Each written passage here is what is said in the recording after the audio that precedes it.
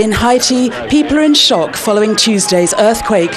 A children's charity sent in these images taken as events unfolded. Taking refuge on a balcony on the hills overlooking Port-au-Prince, a woman who escaped the worst films the disaster. There's an earthquake, and then there's a fire, and then... Zoom in there. I can't. There's the fire. You see that little thing there, and now here we are, we're resting, we're all right, but lots of things are smashed up. And we're still here, we're all right, but the world is going to end. The world is going to an end. During the evening, a second quake hit the island while this journalist was on air. There you see, it's shaking, huh? There, we've just had another aftershock. It's wow. You see that? That's wow. But I don't know. I think that, I don't know what's happening. We had the earthquake, it was 4 o'clock, 5 o'clock, and now it's midnight and there are still aftershocks. We're weak, we haven't the means to react, we can't evacuate everyone, and we don't have enough food to give everyone. We don't have enough water for everyone. People are dying out there.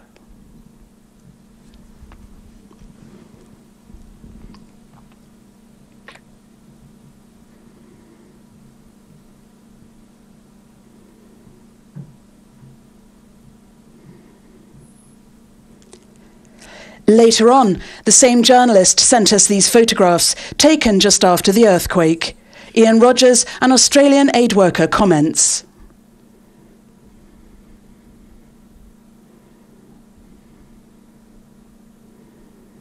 You are hearing the grief of people as they realise they've lost people, they can't find their children. But then again, you suddenly hear these cries come out, people who are rescuing other people from the rubble as somebody comes out alive.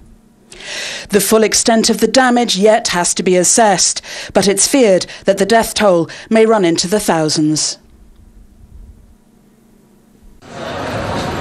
Almost before the aftershocks had died down, a major international rescue operation had begun gathering momentum. China mustered search and rescue teams. An official Chinese newspaper reported that 8 of their peacekeeping troops in Haiti were dead and 10 were missing. But the disaster has touched all nations. We know the UN building is partially destroyed. Most of the UN staff are accounted for. We're still waiting to hear for others. But there is already an operation going on to provide relief, both by the UN, but also in coordination with the major NGOs and governments that are offering assistance. At Brignoles, French rescue teams were briefed minutes before their flight to the disaster zone. They've packed specialist equipment to find victims buried under rubble, including heat-seeking cameras and sensitive listening devices. In the United States, members of the Los Angeles Fire Department and search teams from Fairfax County near Washington, D.C. also got ready, waiting for confirmation that the runway at Port-au-Prince Airport was safe enough to land.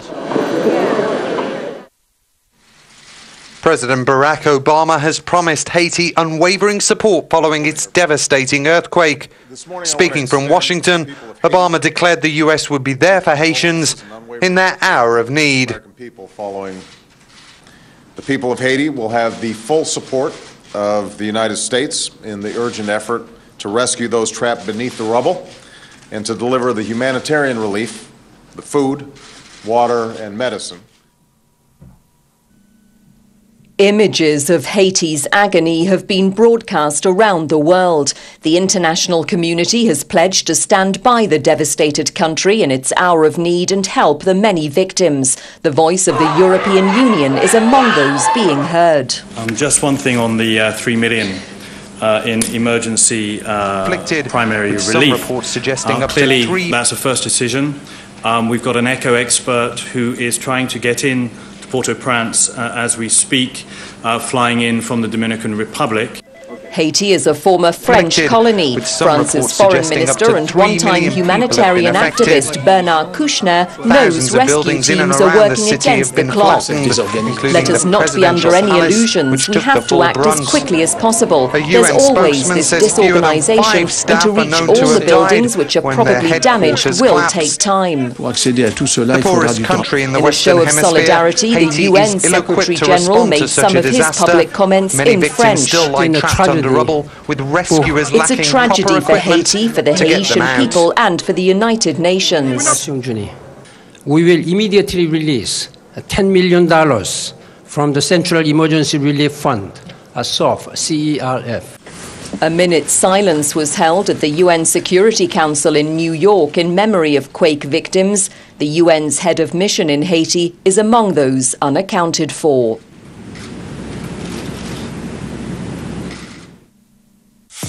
And now the rest of today's news.